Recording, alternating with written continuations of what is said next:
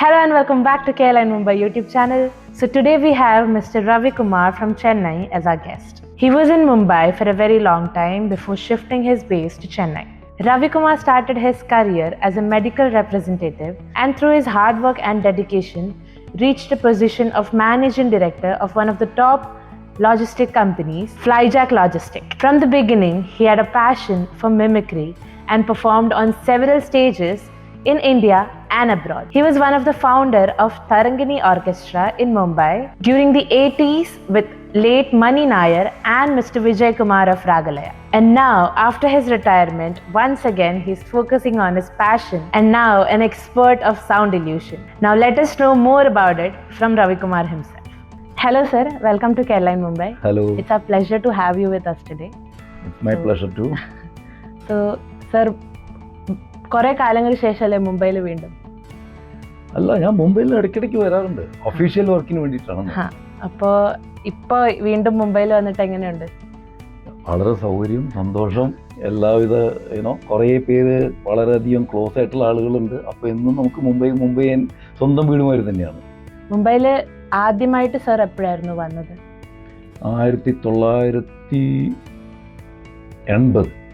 1980 degree കഴിഞ്ഞപ്പോൾ ഞാൻ മുംബൈയിലെത്തിയിട്ടുള്ളതാണ്.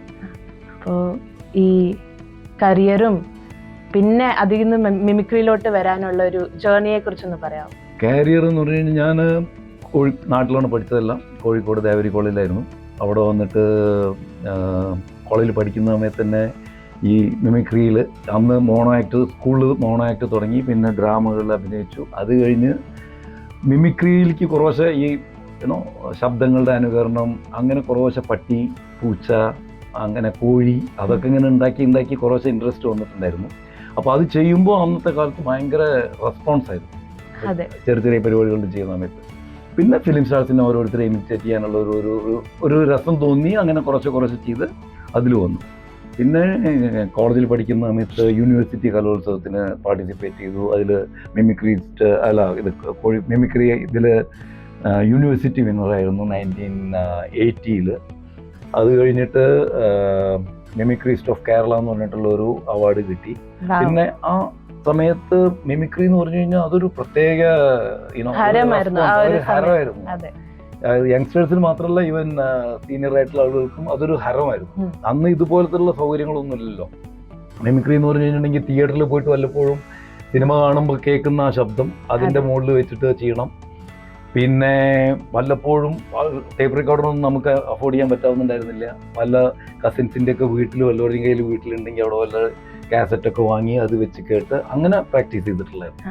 പക്ഷെ അന്നും എനിക്ക് ആർട്ടിസ്റ്റുകളുടെ ശബ്ദം, സിനിമാ താരങ്ങളുടെയൊക്കെ ശബ്ദം ഉണ്ടാക്കുന്നതിൽ ഇൻട്രസ്റ്റ് ഉണ്ടായിരുന്നു. അതിൽ കുറച്ച് വർക്കൗട്ട് ചെയ്യുന്നുണ്ടായിരുന്നു.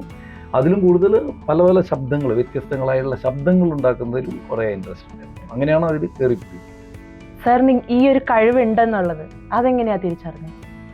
സത്യം പറയണോ, ആദ്യമായിട്ട് ഞാൻ ഇങ്ങനെ ഓരോന്ന് ഉണ്ടാക്കുന്ന സമയത്ത് ഒരു ദിവസം ഞങ്ങളുടെ ടോയ്ലറ്റ് കുറച്ച് പുറത്താണ് വീടിൻ്റെ.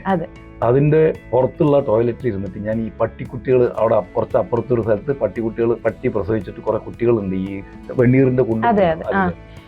അതിന്ന് പട്ടിക്കുട്ടികൾ കരയുന്ന ശബ്ദം കേട്ടിട്ട് അത് മനസ്സിൽ ഇങ്ങനെ പതിഞ്ഞ് അത് ഞാൻ ടോയ്ലറ്റിൽ ഇരിക്കുന്ന സമയത്ത് ശബ്ദം ഉണ്ടാക്കി.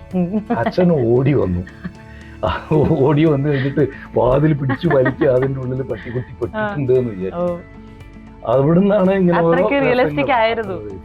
പിന്നെ വീട്ടിൻ്റെ ഉള്ളിൽ ഇരുന്ന് മുകളിലിരുന്ന് ചിലപ്പോൾ പട്ടികളുടെ ശബ്ദം ഉണ്ടാക്കും. അപ്പോൾ ചുറ്റുവട്ടത്തുള്ള പട്ടികൾ വന്നു നിന്നിട്ട് താഴത്തുനിന്ന് മുകളിലോട്ട് നോക്കിയിട്ട് കുരയ്ക്കാൻ തുടങ്ങും. അങ്ങനെയുള്ള ഓരോ ചെറിയ രസങ്ങൾ അതിൽ നിന്ന് ഇങ്ങനെ ഡെവലപ്പ് ചെയ്തെടുത്തിട്ട് വന്നിട്ടുള്ള ഒരു ആ ഇൻട്രസ്റ്റ് മൂത്ത് വന്നിട്ട് ഒരു മിമിക്രിയിട്ട് മാറി. പിന്നെ സർ കരിയറും ഈ പാഷനും കൂടി എങ്ങനെയാണ് മാനേജ് ചെയ്ത് പോകുന്നത്? അങ്ങനെ പറയുകയാണെന്നുണ്ടെങ്കിൽ ഈ കോളേജിൽ ഈ ഇതൊക്കെ കിട്ടിയതിന് ശേഷം കുറച്ച് മിമിക്രി പരിപാടികൾ കിട്ടാൻ തുടങ്ങി. അത് കിട്ടാൻ തുടങ്ങിയപ്പോൾ അച്ഛന് ടെൻഷൻ കൂടി. അന്നത്തെ കാലത്ത് ആലോചിക്കാമല്ലോ, ഒരു മിമിക്രി ആയിട്ട് നടക്കുക എന്നൊക്കെ പറഞ്ഞു കഴിഞ്ഞിട്ടുണ്ടെന്നുണ്ടെങ്കിൽ ഈ മാപ്പിളപ്പാട്ടിൻ്റെ കൂടെ, ഒപ്പനയുടെ കൂടെ, അങ്ങനെയൊക്കെ ഓരോ കഥാപ്രസംഗത്തിൻ്റെ കൂടെ അങ്ങനെയൊക്കെ അവർ വിളിക്കാൻ തുടങ്ങിയപ്പോൾ അച്ഛന് ടെൻഷനായി. അപ്പോൾ ഡിഗ്രി പരീക്ഷ കഴിഞ്ഞ ഉടനെ എന്നെ ബോംബെക്ക് എൻ്റെ ഏട്ടൻ്റെ അടുത്തേക്ക് അയച്ചു. ഏട്ടൻ്റെ പേര് മാധവൻ എന്നാണ്, ബോംബെയിലുണ്ട്. അപ്പോൾ ബോംബെക്ക് അയച്ചു. അങ്ങനെ ഇവിടെ വന്ന് പെട്ടു. പിന്നെ അന്നത്തെ മാതിരി ടൈപ്പിസ്റ്റായിട്ട് പിന്നെ സ്റ്റെനോഗ്രാഫറായിട്ട് അങ്ങനെയൊക്കെ പലതും ശ്രമിച്ചു നോക്കി, ഒന്നും കിട്ടുന്നുണ്ടായിരുന്നില്ല. അവസാനം ഒരു മെഡിക്കൽ റെപ്രസെൻറ്റേറ്റീവായിട്ട് ഒരു കമ്പനിയിൽ കയറിക്കൂടി. അങ്ങനെ കാരിയർ അതിൽ ഡെവലപ്പ് ചെയ്യാൻ തുടങ്ങി. അപ്പോൾ സാധാരണ ഞാൻ പറയും, യുനോ പെർസ്യൂയിങ് പാഷൻ അതൊരു ഭയങ്കര ഇൻട്രസ്റ്റിംഗ് ആയിട്ടുള്ള കാര്യമാണ്. പക്ഷേ sometimes we don't have the opportunity to always make the earning from the passion. അങ്ങനത്തെ ഒരു സിറ്റുവേഷൻ വന്നു കഴിഞ്ഞപ്പോൾ I started having passion for whatever that was coming in front of me. That was ജോലിയിൽ medical representative ആയിരുന്നു. അതിൽ fully it was very hard with medical representative. ആ ബാഗും തൂക്കിയിട്ട് ഈ വെയിലത്തും മഴയത്തും ധാരാവി, ശിവാജി നഗർ അങ്ങനത്തെ ചാളിലൂടെ പെട്ടി പിടിച്ച് നടന്ന് രാവിലെ തൊട്ട് വൈകുന്നേരം വരെ അതൊരു ഡിഫറെൻ്റ് ആയിരുന്നു. പക്ഷേ അങ്ങനെ അവിടുന്ന് ഇവിടെ വന്നിട്ടാണെന്നുണ്ടെങ്കിലും എന്തോ ചില ദൈവത്തിൻ്റെ അനുഗ്രഹം എന്നൊക്കെ പറയില്ലേ, അതുപോലെ എനിക്ക് ഒരു ചന്ദ്രൻ എന്ന് പറഞ്ഞിട്ട് അദ്ദേഹം യേശുദാസിൻ്റെ സെക്രട്ടറി ആയിരുന്നു. ഒരു പാർട്ടിക്ക് പോയപ്പോൾ അദ്ദേഹത്തിനെ പരിചയപ്പെടാൻ ചാൻസ് കിട്ടി. അപ്പോൾ യേശുദാസിൻ്റെ ഒരു പ്രോഗ്രാം എനിക്ക് നാട്ടിൽ മിസ് ചെയ്തിട്ടുണ്ടായിരുന്നു. അപ്പോൾ ആ പാർട്ടിയിൽ സംസാരിക്കുന്ന സമയത്ത് ആരോ ഇൻട്രൊഡ്യൂസ് ചെയ്തു, ഇതേമാതിരി യേശുദാസിൻ്റെ ദാസേട്ടൻ്റെ സെക്രട്ടറിയാണ്, മീൻസ് എല്ലാ ഇതും അറേഞ്ച് ചെയ്യുന്ന അദ്ദേഹമാണ്. അപ്പോൾ ഞാൻ ഇങ്ങനെ ചന്ദ്രൻ്റെ അടുത്ത് പറഞ്ഞു, ഇതേമാതിരി എനിക്കൊരു ചന്ദ്രൻ്റെ അടുത്ത് പറഞ്ഞു ഇതേമാതിരി എനിക്കൊരു പ്രോഗ്രാമിനൊരു ചാൻസ് ഉണ്ടായിരുന്നു. അന്ന് ആ തരങ്കിണി സ്റ്റുഡിയോയിൽ അതിന് വേണ്ടിയിട്ട് ഫണ്ട് റേസിങ്ങിന് വേണ്ടിയിട്ട് കേരളത്തിൽ മുഴുവൻ ദാസേട്ടൻ പരിപാടി നടത്തുന്നുണ്ടായിരുന്നു. ആ പരിപാടികളിൽ എൻ്റെ ഒരു പ്രോഗ്രാമിന് ഒരു മിമിക്രിസ്റ്റ് ഓഫ് കേരള എന്ന് പറഞ്ഞിട്ട് പ്രകൃതി ഹാർട്ട് സൊസൈറ്റി എന്ന് പറഞ്ഞിട്ട് ഹരിപ്പാട് ഉള്ള ഒരു ക്ലബ്ബ്, അവർ ഒരു കോമ്പറ്റീഷൻ വെച്ചതിൽ എനിക്ക് ഫസ്റ്റ് പ്രൈസ് കിട്ടി. ആ പ്രൈസ് തരാൻ വേണ്ടിയിട്ട് ദാസേട്ടനാണ് വന്നത്. അപ്പോൾ ദാസേട്ടൻ ആ പ്രോഗ്രാം കണ്ടിട്ട് അവിടെയുള്ള ആളുകളുടെ അടുത്ത് എന്നോട് എന്നെ പ്രോഗ്രാമിന് വിളിക്കാൻ പറഞ്ഞു. കോഴിക്കോടുള്ള ഒരു പ്രോഗ്രാം, ഞാൻ കോഴിക്കോടായിരുന്നു. ആ പരിപാടി കണ്ടിട്ട് പക്ഷേ അത് ലെറ്ററിലാണ് അവർ അയച്ചിരുന്നത്. അന്ന് ഫോണും ഒന്നുമില്ല. ആ സമയത്ത് എൻ്റെ ഹോസ്റ്റലിൽ എൻ്റെ അഡ്രസ്സിൽ വന്ന ലെറ്റർ എനിക്ക് പരിപാടി കഴിഞ്ഞ് പിറ്റേ ദിവസമാണ് കിട്ടിയത്. കാരണം ഞാൻ ആ സമയത്ത് നാട്ടിൽ പോയിരുന്നു. അപ്പോൾ ആ ഒരു ഡിസപ്പോയിൻമെൻ്റ് ഉണ്ടായിരുന്നു. അത് ഞാൻ ചന്ദ്രേട്ടൻ്റെ അടുത്ത് ഇങ്ങനെ പറഞ്ഞപ്പോൾ ചന്ദ്രേട്ടൻ അത് ഓക്കെ. പിറ്റത്തെ ആഴ്ച ദാസേട്ടൻ്റെ ഒരു പരിപാടി ഉണ്ടായിരുന്നു ഷൺമുഖം. ചന്ദ്രേട്ടൻ ദാസേട്ടൻ്റെ അടുത്ത് പറഞ്ഞു, ഇങ്ങനെ ഒരു ആളെ കണ്ടിരുന്നു, ഇങ്ങനെ പറഞ്ഞു എന്ന്. അപ്പോൾ ദാസേട്ടൻ പറഞ്ഞു ആൾ ഇവിടെ ഉണ്ടോ എന്നാൽ അദ്ദേഹത്തിനെ പരിപാടിക്ക് വിളിക്കാൻ പറഞ്ഞു. അങ്ങനെ തിരിച്ചും ബോംബെയിൽ വന്ന് അതിന്നൊക്കെ ഓടിച്ചതാണെങ്കിൽ കൂടിയിട്ട് അത് ദൈവത്തിന്റെ അനുഗ്രഹം. പറയില്ലേ, നമ്മൾ എത്ര പാഷനിൽ നിന്ന് മാറി നിന്നാലും അത് നമ്മളെ വിട്ടു പോയില്ല ആയിരിക്കണം. വെറും അനുഗ്രഹമാണ്, വേറെ ഒന്നുമല്ല, ദൈവത്തിന്റെ ഗ്രേസ്. അങ്ങനെ പ്രോഗ്രാം ചെയ്തു. പിന്നെ ബോംബെയിൽ നിന്ന് അവിടുന്ന് വേറെ ഒരു ഫ്രണ്ട് മണി നായർ എന്ന് പറഞ്ഞിട്ട് ഒരു ഫ്രണ്ടിനെ കിട്ടി. പിന്നെ എൻ്റെ നെയ്ബറായിരുന്നു ഒരു വിജയകുമാർ എന്ന് പറഞ്ഞിട്ട്, അദ്ദേഹം നല്ലൊരു സിംഗറായിരുന്നു. കേരള ഇൻ മുംബൈയിൽ അതിൻ്റെ എല്ലാം ആയിട്ടുള്ള ബോംബെയിൽ അറിയപ്പെടുന്ന നല്ലൊരു ഗായകൻ അദ്ദേഹം. അങ്ങനെ ഞാൻ പിന്നെ ഒരു ഫ്രണ്ട് മണി എന്ന് പറഞ്ഞിട്ട് അദ്ദേഹം മണി നായർ. അങ്ങനെ ഞങ്ങൾ എല്ലാവരും കൂടിയിട്ട് ഒരു ഓർക്കസ്ട്ര സ്റ്റാർട്ട് ചെയ്തു, തരങ്കിണി ഓർക്കസ്ട്ര എന്ന് പറഞ്ഞിട്ട്. അപ്പോൾ അതിൽ പിന്നെ പരിപാടികൾ ധാരാളമായിട്ട് തുടങ്ങി. അങ്ങനെ കുറേ പേരുണ്ടായിരുന്നു. ഞങ്ങൾ മിക്കവാറും ഈ എന്താ പറയുക, അത് ഒരു പ്രത്യേക അനുഭവമാണ്. എല്ലാവരും കൂടിയും കൂടുക, അന്നത്തെ കീബോർഡ് അതൊക്കെ താങ്ങി ബൈക്കിൻ്റെ മുകളിൽ കൊണ്ടുവന്ന് റിഹേഴ്സൽ ചെയ്യുക, അങ്ങനെ ചെയ്ത്. പക്ഷെ നല്ലൊരു പേരുള്ള ഒരു ഓർക്കസ്ട്രയായിട്ട് മാറി ബോംബെയിൽ. അങ്ങനെ ഒരു 9 കൊല്ലത്തോളം അതിൽ ആക്റ്റീവായിരുന്നു. തരങ്കിണി ഓർക്കസ്ട്രയുടെ ഒരു കമ്പയറിങ്, മിമിക്രി, അങ്ങനെ ഓർഗനൈസിങ് എല്ലാം. അതിൻ്റെ കൂടെ അതേസമയം ഈക്വലി പാഷനേറ്റ് ആയിരുന്നു എൻ്റെ ജോലിയിലും. ഇപ്പോൾ മെഡിക്കൽ റെപ്രസെൻറ്റേറ്റീവ് എന്ന് മാറി മാനേജറായി. അത് കഴിഞ്ഞിട്ട് പിന്നെ സൺഫാം എന്ന് പറഞ്ഞിട്ടൊരു കമ്പനി, അതിൻ്റെ റീജിയണൽ ഹെഡായിട്ട് തുടങ്ങി. ആ സമയത്താണ് കല്യാണം കഴിഞ്ഞ്. ആ സമയത്ത് ഐ ടുക്ക് എ ഡിസിഷൻ, ഇനി കുറച്ച് കാരിയറിൽ ഫോക്കസ് ചെയ്യണം. ആ സമയത്താണ് എനിക്കൊരു ചാൻസ് കിട്ടിയത്. എൻ്റെ ഏട്ടൻ്റെ കമ്പനിയാണ്, പുതുതായിട്ട് സ്റ്റാർട്ട് ചെയ്ത ഒരു കമ്പനിയായിരുന്നു ഫ്ലൈ ജാക്ക് ലോജിസ്റ്റിക്സ്. അപ്പോൾ ആ കമ്പനിക്ക് ചെന്നൈയിലൊരു ബ്രാഞ്ച് തുടങ്ങാനുള്ള ഒരു പ്ലാൻ. അപ്പോൾ പിന്നെ ഞാനത് എടുക്കട്ടെ എന്ന് ഒരു വൈഫിൻ്റെ അടുത്ത് ചോദിച്ചു. ഓക്കെ എന്ന് പറഞ്ഞു, ചെന്നൈക്ക് പോകാൻ തയ്യാറാണ് പറഞ്ഞു. അങ്ങനെ തിരിച്ച് ചെന്നൈക്ക് പോയി. അതിനുശേഷം പിന്നെ ബോംബെ ആയിട്ടുള്ള കലാപരമായിട്ടുള്ള കണക്ഷൻ നിന്നു. പക്ഷെ ഔദ്യോഗികമായിട്ട് എപ്പോഴും ബോംബെയിലാണ് ഹെഡ് ഓഫീസ്, ചെന്നൈയിൽ സ്റ്റാർട്ട് ചെയ്തു. അത് പിന്നെ കണ്ടിന്യൂസ് ആയിട്ട് വരേണ്ടി വന്നിരുന്നു. അപ്പോൾ അതായത് പറഞ്ഞ ബോംബെ ആയിട്ട് നല്ല കണക്ഷനാണ്. കാരണം എല്ലാ മാസത്തിലും അറ്റ്ലീസ്റ്റ് 2-3 ദിവസമെങ്കിലും മിനിമം ബോംബെയിൽ വരേണ്ടി വരും, കാരണം ഹെഡ് ഓഫീസ് ബോംബെയിൽ. പിന്നെ അങ്ങനെ പിന്നെ അത് ഫുള്ള് അതിൽ പാഷനേറ്റ് ആയി. ഫ്ലൈജാക്ക് എന്നുള്ള കമ്പനിയിൽ അങ്ങനെ ഒരു 5-6 പേരുണ്ടായിരുന്ന കമ്പനി ഞങ്ങൾക്കൊന്ന് ഒരു 5100 എംപ്ലോയീസ് ഉള്ള കമ്പനിയായിട്ട് മാറി. പിന്നെ ഇപ്പം നമ്മളിപ്പോൾ അതിൻ്റെ ഷെയർസ് ഹിറ്റാച്ചി ട്രാൻസ്പോർട്ട് സിസ്റ്റം എന്നുള്ള ഗ്രൂപ്പിന് വിറ്റു. അത് വിറ്റിട്ടുണ്ടെങ്കിലും 2010 അത് ട്രാൻസാക്ഷൻ നടന്നത്. പക്ഷെ അതിൻ്റെ MDയും CEO ആയിട്ട് ഐ സ്റ്റിൽ കണ്ടിന്യൂ. ഏട്ടൻ റിട്ടയർ ചെയ്തതിന് ശേഷം, അതുവരെ ഏട്ടനായിരുന്നു MDയും CEO. അതിനുശേഷം പിന്നെ ഐ കണ്ടിന്യൂ 2024 വരെ അതിൻ്റെ MDയും CEO ആയിരുന്നു. ഇപ്പോൾ ഒരു IT കമ്പനി ഉണ്ട്, എൻ്റെ മോനാണ് മാനേജ് ചെയ്യുന്നത്. അപ്പോൾ അതിൻ്റെ അത് മാനേജ് ചെയ്യുന്നു. പിന്നെ പാഷൻ എന്ന് പറഞ്ഞു കഴിഞ്ഞാൽ ചെന്നൈയിലാണെന്ന് പറഞ്ഞല്ലോ. ഇപ്പോൾ ഈ സെയിം സാറിന്റെ ഓരോരോ പാഷനായിട്ട് റിലേറ്റഡ് എന്തെങ്കിലും അവിടെ കിട്ടുന്നുണ്ടോ? ഞാൻ പറഞ്ഞില്ലേ, ഇതില് ഫോക്കസ് ചെയ്യാൻ തുടങ്ങി കഴിഞ്ഞപ്പോൾ ബാക്കിയുള്ള കാര്യങ്ങളെല്ലാം ഒരുവിധെല്ലാം വിട്ടുപോയിരുന്നു. കാരണം അത്രയും ഗ്രോത്ത് ഓറിയന്റഡ് ആയിട്ടുള്ള ഒരു ഓർഗനൈസേഷനെ ഡെവലപ്പ് ചെയ്യുന്ന സമയത്ത് യു ആർ 24 hours ഡെഡിക്കേറ്റ് ആയിരിക്കണം, അല്ലെങ്കിൽ ഇറ്റ് ഈസ് വെരി ഡിഫിക്കൽട്ട്. അതും ഇങ്ങനത്തെ കമ്പനി ആകുമ്പോൾ it's not one location, 29 officers ഇന്ത്യയിൽ, അതുപോലെ കംപ്ലീറ്റ് ഓവർസീസിൽ ഓഫീസേഴ്സ്, പാർട്ട്നേഴ്സ്, അപ്പോൾ അവരായിട്ടുള്ള ഇന്ററാക്ഷൻസ്. അപ്പോൾ ട്രാവലിംഗ് ആയിരിക്കും 20 ഡേയ്സും. അപ്പോൾ എന്തെങ്കിലും ഒരു പ്രോഗ്രാം കിട്ടുകയാണെന്നുണ്ടെങ്കിലും അതിന്റെ കണ്ടിന്യൂറ്റി കിട്ടില്ല, ചെയ്യുന്ന സമയത്ത് കിട്ടില്ല. അപ്പൊ അത് കാരണം അതിനോട് ബിസി ഷെഡ്യൂളിൽ പോവാൻ സമയം കിട്ടാറുണ്ടോ? വളരെ റയർ ആയിട്ടെന്ന് പറയാം. പിന്നെ നമ്മുടെ ഫാമിലി ഫംഗ്ഷൻസ്, അതല്ലാന്നുണ്ടെന്നുണ്ടെങ്കിൽ വല്ല അസോസിയേഷന്റെ വല്ല അങ്ങനെ എന്തെങ്കിലും ചെറിയ വല്ല ഫംഗ്ഷൻസ്, അല്ലെങ്കിൽ ഫ്ലൈജാക്കിന്റെ വല്ല ഫംഗ്ഷൻസ്, അപ്പൊ എന്തെങ്കിലും ചെയ്യും. പക്ഷെ അതിനോട് കണക്ട് ചെയ്യുമ്പോൾ നമുക്ക് അത്ര ക്രിയേറ്റീവ് ആയിട്ടൊന്നും ചെയ്യാൻ പറ്റില്ല, കാരണം അതിന് സമയം. പക്ഷേ എനിക്ക് തോന്നുന്നു 2018 17 ഓർമ്മയില്ല, ഇന്ത്യസ് ഗോട്ട് ടാലന്റ്, അവരുടെ എൻ്റെ ഒരു യൂട്യൂബിലുള്ള ഒരു കാഷ്വൽ വീഡിയോ കണ്ടിട്ട് ഒരു ഇൻവിറ്റേഷൻ കിട്ടി ഒരു പ്രോഗ്രാം ചെയ്യാൻ. അപ്പോ ഇവിടെ വന്നപ്പോഴാണ് മനസ്സിലായത് ഇന്ത്യസ് ഗോട്ട് ടാലന്റ് എന്ന് പറഞ്ഞു കഴിഞ്ഞാൽ അതൊരു വലിയൊരു സംഭവമാണ്. ആൻഡ് ഒരു ടാലന്റ് ഹണ്ട് എന്ന് പറഞ്ഞു കഴിഞ്ഞാൽ ആൾമോസ്റ്റ് 3000-4000 കണ്ടസ്റ്റൻസ് അതിന് ഓഡീഷന് വേണ്ടിയിട്ട് വന്നിട്ടുണ്ടായിരുന്നു. പക്ഷെ എനിക്ക് ഈ ഇൻവിറ്റേഷൻ കിട്ടിയിട്ടുള്ളത് കാരണം സ്ട്രെയിറ്റ് ആയിട്ട് ഓഡീഷന് ചാൻസ് കിട്ടി. ആൻഡ് അതിൽ പെർഫോം ചെയ്യാനുള്ള ചാൻസ് കിട്ടി.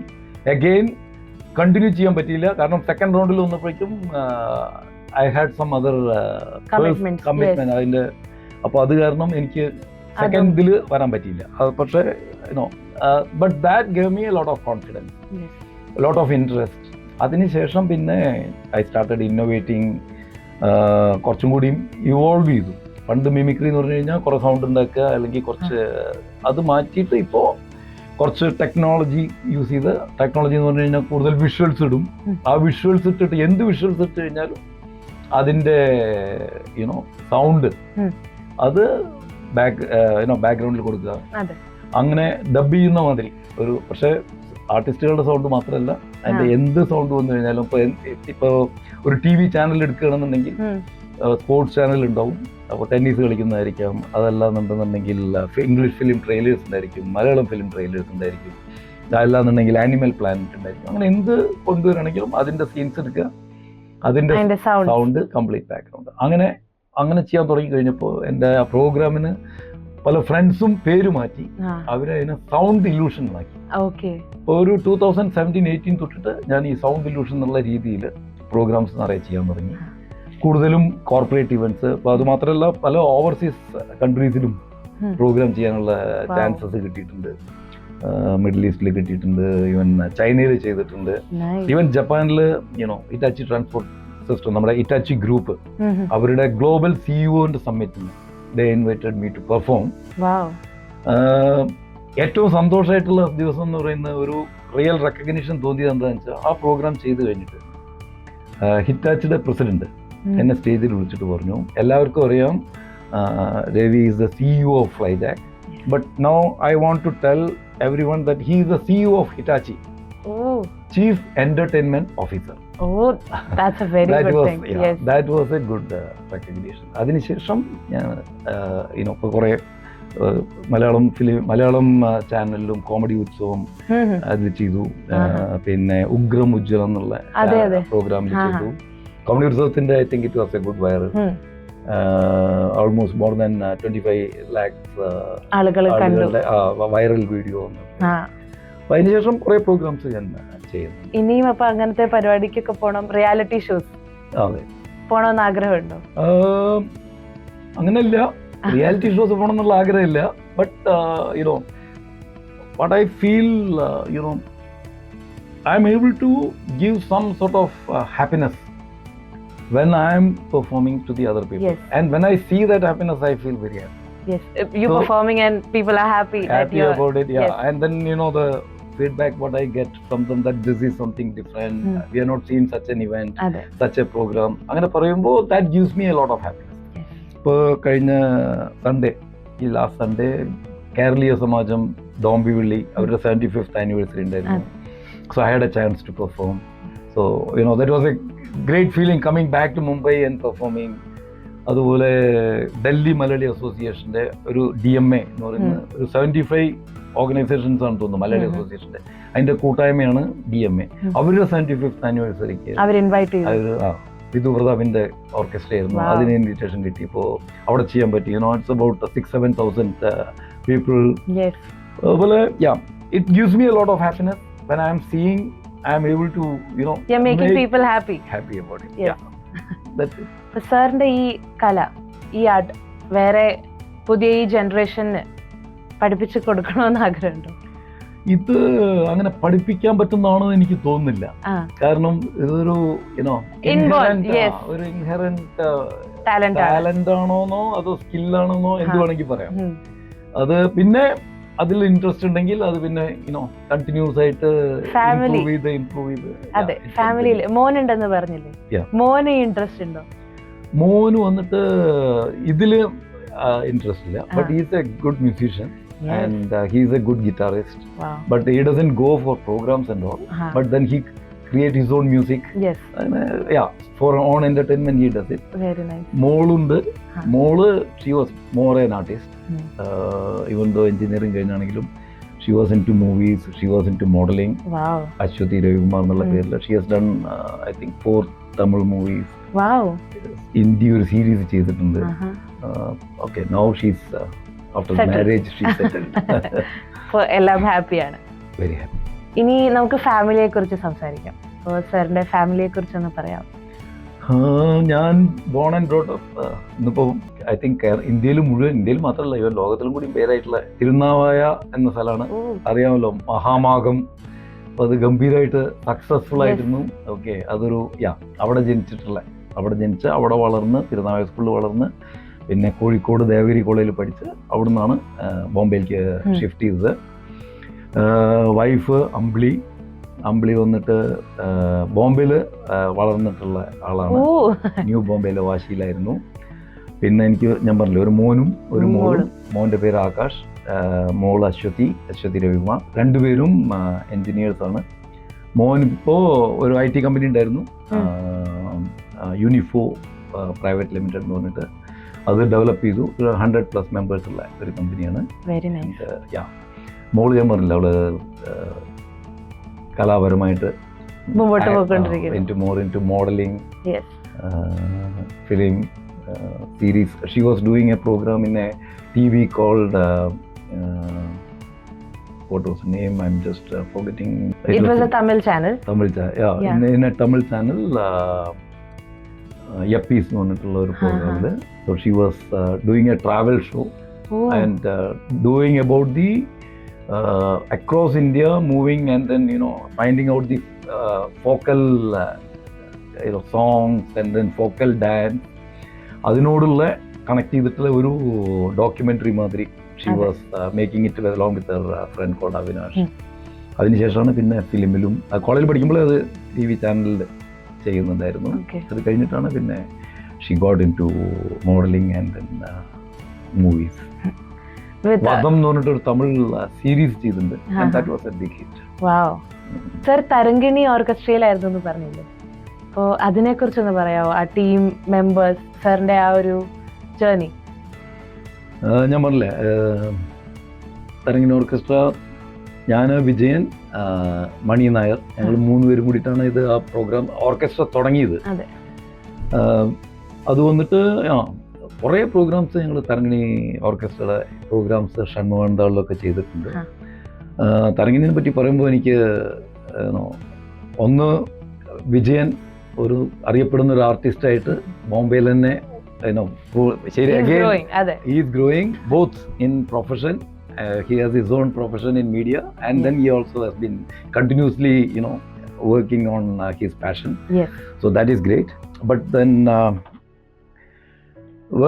അത് പറയുന്ന സമയത്ത് മണി നായർ നമ്മുടെ കൂടെ ഉണ്ടായിരുന്ന അദ്ദേഹം ഇന്ന് നമ്മുടെ കൂടെ ഇല്ല. അതൊരു വലിയൊരു വിഷമമുള്ളൊരു കാര്യമാണ്. കാരണം ബോംബെ മലയാളികൾക്ക് ഒരുവിധം എല്ലാവർക്കും ഒരുപോലെ അറിയുന്ന ഒരു വ്യക്തിത്വമായിരിക്കും. കാരണം ബോംബെ മലയാളികൾക്ക് ഒരുപാട് പരിപാടികൾ ഞാൻ ഇവിടുന്ന് പോയതിന് ശേഷം അദ്ദേഹം പല പല ആർട്ടിസ്റ്റുകളും നാട്ടിൽ നിന്ന് കൊണ്ടുവന്നിട്ട് പല പല പ്രോഗ്രാംസ്, ഇൻക്ലൂഡിങ് ഒരുപാട് സ്റ്റാർ നൈറ്റ്സ്, ഒരുപാട് ഡിഫറെൻറ്റ് മ്യൂസിക്കൽ പ്രോഗ്രാംസ്, ഒരു ക്രിയേറ്റീവായിട്ടുള്ള വ്യക്തിയായിരുന്നു. അദ്ദേഹം നല്ലൊരു സിംഗറായിരുന്നു. അതിനേക്കാട്ടിലും കൂടുതൽ നല്ലൊരു സംഘാടകനായിരുന്നു. അദ്ദേഹത്തിനെ ശരിക്കും മിസ് ചെയ്യുന്നുണ്ട്. I'm sure he is happy seeing you both thrive right now. But then really sad that he is not with us today. Yes.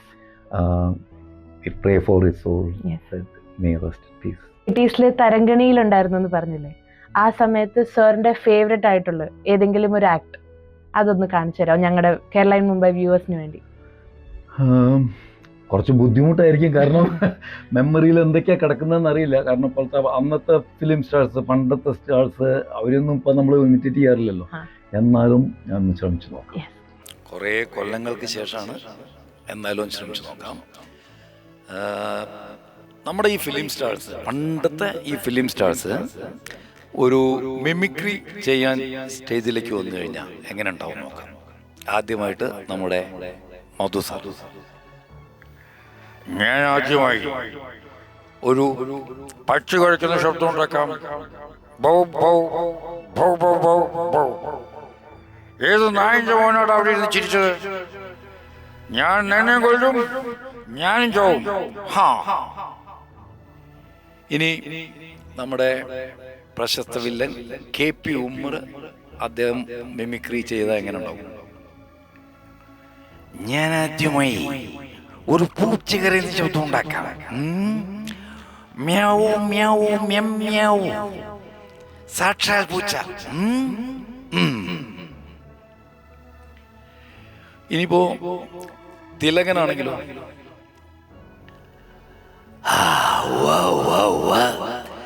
Thilakan എത്ര മിമിക്രി കണ്ടതാ, മിമിക്രി എത്ര തിലകനെ കണ്ടതാ. ഞാനും ജനാർദ്ദനും ചേർന്ന് ഒരു തീവണ്ടി ഓടിക്കുന്ന ശബ്ദം ഉണ്ടാക്കാം. ഓ തീവണ്ടി അല്ലടോ, സ്റ്റീം എഞ്ചിൻ, സ്റ്റീം എഞ്ചിൻ. എന്നാ പിടിച്ചോ. ഓ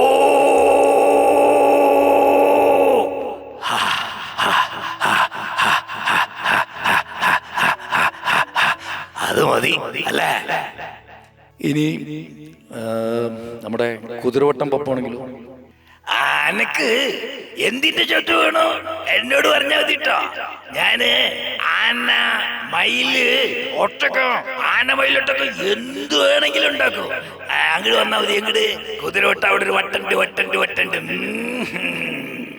ശരി, ഇപ്പോ നമ്മുടെ ലേറ്റസ്റ്റ് നമ്മുടെ മോദിജിയുടെ ശബ്ദം, അദ്ദേഹം ഒരു സ്റ്റേജിൽ വന്നു കഴിഞ്ഞിട്ടുണ്ടെങ്കിൽ, പ്രസംഗിക്കാൻ വന്നു കഴിഞ്ഞിട്ടുണ്ടെങ്കിൽ,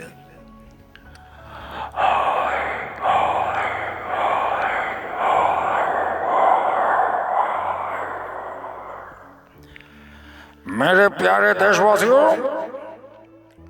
ये भारत भूमि सिर्फ एक देश नहीं है, बल्कि ये हमारी महान विरासत है, महान परंपरा है. ये हमारी हजारों सालों की ऋषियों मुनियों तपस्या करने की फल है. Before ending, Kerala in Mumbai viewers node sir എന്താ പറയാനുള്ളത്? I think what I always feel, whatever the passion you have, I think it gives a lot of energy. If you pursue that passion, it gives you more comfort and then more happiness. And at the same time, if always the pursuing passion may not make you very comfortable or help you in having a fantastic life, so whatever you do for the living, be passionate about it. That's all what I can say. Thank you, sir.